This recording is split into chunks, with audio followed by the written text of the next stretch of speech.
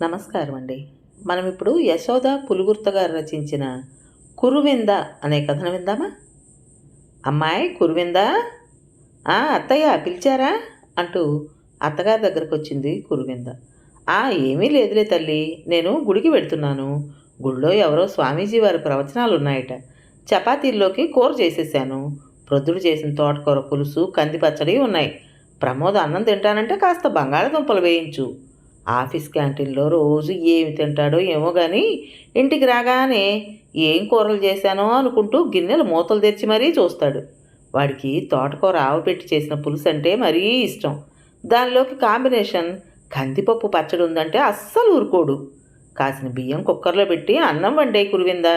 అలాగే గోధుమ పిండి తడిపి పెట్టుకో, నేను రావడం ఆలస్యమైతే చపాతీలు వస్తాయమ్మా అంటూ వీళ్ళుంటున్న పక్క సందులోని ఆంజనేయ స్వామి గుడికి వెళ్ళింది రాజ్యలక్ష్మి గారు. కురువింద పెళ్ళై అత్తవారింటికి వచ్చి 2 నెలలైంది. పుట్టిల్లు కూడా అదే ఊరు. ఇంజనీరింగ్ పాస్ అయి ఉద్యోగ ప్రయత్నంలో ఉండగా అనుకోకుండా తెలుసున్న వారి ద్వారా పెళ్లి సంబంధం వెతుక్కుంటూ రావడం, మంచి సంబంధం అనుకుంటూ కురువింద తల్లిదండ్రులు కూతురికి పెళ్లి చేసేయడంతో ఉద్యోగ ప్రయత్నానికి తాత్కాలికంగా వాయిదా పడింది. కురువింద పుట్టింట్లో చాలా గారాబంగా పెరిగిన పిల్ల. తల్లి కురువిందని వంటింట్లో కూడా రానిచ్చేది కాదు. అయినా అవసరం లేదు వారికి. ఇంట్లో వంట మనిషి, ప్రొద్దుటే వచ్చి సాయంత్రం వరకు వీళ్ళ ఇంట్లోనే పనిచేసే పనమ్మాయి ఉండగా ఏనాడు కాస్త కుక్కర కూడా పెట్టే అవకాశం రానే లేదు కురువిందకు. కురువింద తల్లికి అతిశయం జాస్తి. వంట రాకపోతేనేమి, అయినా అదేమైనా గొప్ప విద్య. నెట్లో చూస్తూ అన్నీ చేసేయచ్చు.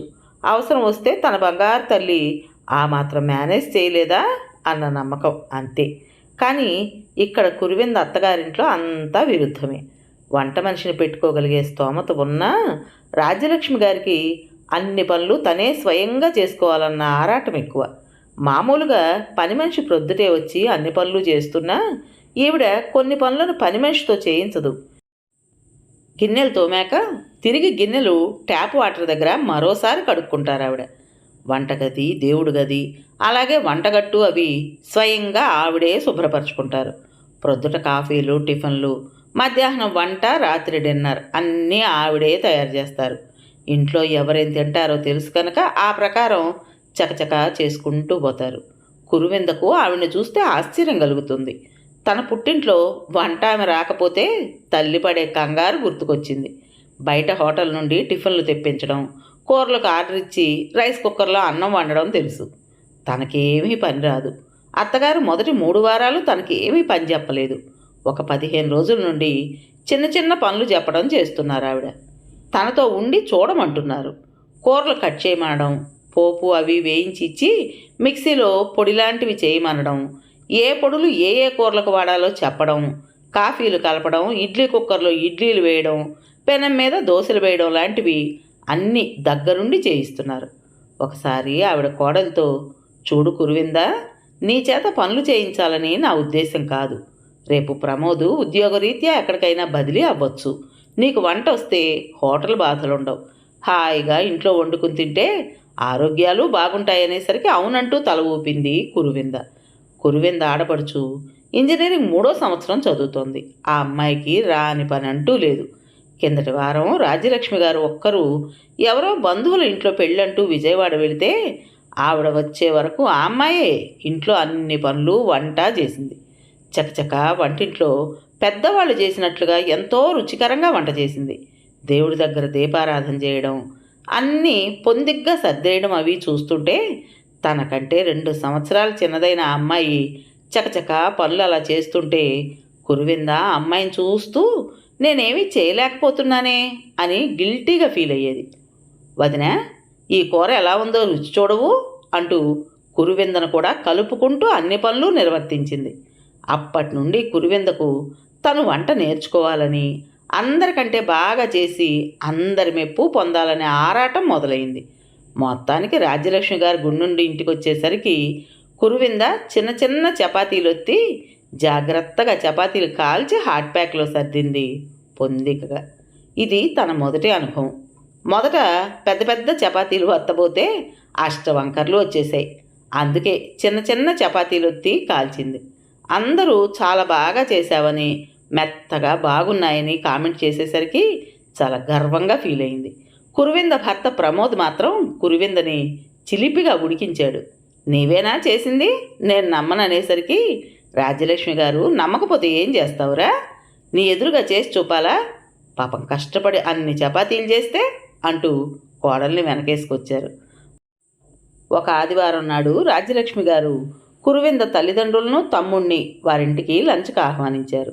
కురువింద తల్లి ఆవిడతో, మా వంట ఆవిడకి ఎలాగూ పని లేదు, మాతో తీసుకురానా, ఆమె చేస్తుంది వంట, మీకెందుకు కష్టం అనగానే రాజ్యలక్ష్మి గారు, అయ్యో కష్టం ఏమీ లేదు వదిన గారు, ఇంతోటి వంటకు ఆమె ఎందుకు, నేను మా కోడలు మా అమ్మాయి లేమా, అందరం కలిసి ఒక గంటలో చేసేయము అంటూ సున్నితంగా తిరస్కరించారు. అనుకున్నట్లుగా కూతురు అత్తవారింటికి తల్లి తండ్రి తమ్ముడు వచ్చారు. సాదరంగా ఆహ్వానం పలికారు అందరూ. కూతురు కనబడకపోయేసరికి తల్లి రమాకుమారి రాజ్యలక్ష్మి గారితో, కురువింద లేదా, అల్లుడు తను బయటకు వెళ్ళారా అని అడగ్గా, లేదు లోపలికి రండి అంటూ వంటగదిలోకి తీసుకుని వెళ్ళారు. పాటియాల డ్రెస్లో తలంటు పోసుకున్న జుట్టుని క్లిప్తో బంధించి హడావిడిగా వంటింట్లో మూకుట్లో గారెలను చిల్లుల గరిటతో అటూ ఇటూ తిప్పుతున్న కూతుర్ని బొగ్గకు అంటుకున్న గారెల పిండితో చూడగానే ఆవిడ నిర్ఘాంతపోయారు. క్షణం తల్లిని చూడగానే చేస్తున్న పనిని వదిలేయకుండా, అమ్మా ఒక్క క్షణం మా అత్తగారితో మాట్లాడుతూ ఉండు, ఇంకా కొన్ని ఉన్నాయి, అవగానే వస్తానంటూ ఉండు, కాఫీ ఇస్తానంటూ ఒకవైపు గారెలు వేయిస్తూనే మరోవైపున ఫిల్టర్లో నుండి కాఫీ డికాషన్ తీసి పాలు కలిపి వేడి చేసి 2 కప్పుల్లో పోసి తల్లిని ఒకటి తీసుకోమని తండ్రికి కూడా ఇమ్మనమని పురమాయించిన కూతురు వైపు అలాగే చూస్తూ ఉండిపోయింది ఒక్క క్షణం. వంటింట్లో కూతురు ఒక్కతే అన్నీ చేసేస్తోంది. ఇదెలా సంభవం? కూతురికి అన్నం కూడా తనే కలిపి నోట్లో పెట్టేది పెళ్ళయ్యేంత వరకు. అటువంటిది గారెలు వండడం, కాఫీ కలపడం అంటే అంటే తన కూతురు చేత చాకరీ చేయిస్తున్నారన్నమాట ఇక్కడ. ఎంత దారుణం! అల్లారు ముద్దుగా పెరిగిన తన కురువింద బంగారు తల్లి పెద్దదానిలాగా ఇక్కడ వంటలు వార్పులు ఏమైనా వియ్యపురాల్ని కడిగి పారేయాలనుకుంది. కూతురు అల్లుడి చేత వేరే కాపురం పెట్టించేయాలన్నంత ఆవేశం పొంగుకొచ్చేసింది. ముఖం ముడిచేసుకుంది. అందరూ డైనింగ్ టేబుల్ చుట్టూ కూర్చున్నారు. రాజ్యలక్ష్మి గారు కురువిందని తల్లి తండ్రితో భోజనానికి కూర్చోమని చెప్పి ఆవిడ వడ్డన చేయడం మొదలుపెట్టారు. వంటలన్నీ చాలా రుచిగా ఉన్నాయన్నారు వియ్యపురాలు వియ్యంకుడు. మీ పొగడ్తలన్నీ మీ అమ్మాయికే చెందుతాయి, నిజం చెప్పాలంటే అంటూ మొత్తం వంటంతా కురువిందే చేసిందని చెప్పారు ఆవిడ. తనని వంటింట్లోకి రావద్దని, తనే స్వయంగా వంటంతా తయారు చేసి మిమ్మల్ని సర్ప్రైజ్ చేయాలని 2 రోజుల నుండి ఒకటే ఆరాటపడుతోందని వియ్యపురాల వైపు చూస్తూ చెప్పింది ఆవిడ. కురువింద తల్లి తండ్రికి ఒకటే ఆశ్చర్యం. వెంటనే కురువింద, అవునమ్మా, అసలు అత్తయ్య నా చేత ఏ పని చేయించేవారు కాదు, అన్నీ ఆవిడే చూసుకుంటారు, నేను ఖాళీగా ఉంటూ ఏమీ చేయకుండా కూర్చోవడం నాకు చాలా గిల్టీగా ఉండేది, వంట చేయడం కూడా ఒక కళ అని నాకు మా అత్తయ్యని చూస్తే అర్థమైంది. నా ఇష్టం కొద్దీ అత్తయ్య దగ్గర అన్ని పనులు వంటలు నేర్చుకున్నాను. నా వంటలు తిని మీరంతా మెచ్చుకుంటూ నన్ను పొగడాలని ఆశపడ్డాను. దాని ఫలితమే అత్తయ్య తాను వంట చేస్తానన్నా నేను ససేమిరా వద్దని బ్రతిమాలి ఈరోజు వంటంతా నేనే చేసి మిమ్మల్ని సర్ప్రైజ్ చేయాలనుకున్నానని చెప్పేసరికి ఎంతో చేయి తిరిగిన వాళ్ళు చేసినంత రుచిగా తమ కూతురు వంట చేసిందని తెలిసి కురువింద తండ్రి అయితే పొంగిపోయాడు. గారెలు తింటున్న ప్రమోదు, చాలా బాగున్నాయి కురు, క్రిస్పీగా భలే ఉన్నాయంటూ కురువిందని మెచ్చుకున్నాడు. కానీ రమాకుమారి ముఖం మ్లానమైపోయింది. ఇన్ని సంవత్సరాలు సంసారం చేసినా తనకు ఏమాత్రం వంట రాదు. వంట మనిషి మీద లేక హోటళ్ళ మీద ఆధారపడే తను కూతురికి ఏ పని నేర్పలేదు. పనిచేసే దౌర్భాగ్యం తన కూతురికి రాకూడదని కోరుకుంది. కానీ కురువింద ఇక్కడ ఎంతో ఇష్టంగా అత్తగారి ద్వారా వంట వార్పు నేర్చుకుని చక్కగా సంసారం చేసుకుంటూ అత్తవారింట అందరికీ తలలో నాలుకలాగా ఉంటుంది. తను ఎంత పొరబడింది! ఇంకా నయం, తను నోరు జారుంటే తనే లోకు అయిపోయి ఉండేది అందరి దృష్టిలో. ఇటువంటి సందర్భాల్లో ఒక ఆడపిల్ల తల్లిగా తను సంస్కారయుతంగా ప్రవర్తించి కూతురికి మంచి బోధించాలి కానీ వారి మనసుల్లో విషబీజాలను నాటకూడదని పశ్చాత్తాపడింది. సాయంత్రం వరకు సరదాగా గడిపిన రమాకుమారి వీడ్కోలు తీసుకుంటూ తనకంటే ఎంతో ఎత్తుకు ఎదిగిపోయి ఎంతో హుందాగా అత్తవారింట ఆనందంగా ఉన్న తన కూతుర్ని దగ్గరకు తీసుకుని ముద్దు పెట్టుకుంది. కథ పేరు కురువింద. రచించిన వారు యశోద పులుగుర్త గారు. విన్నారు కదండి.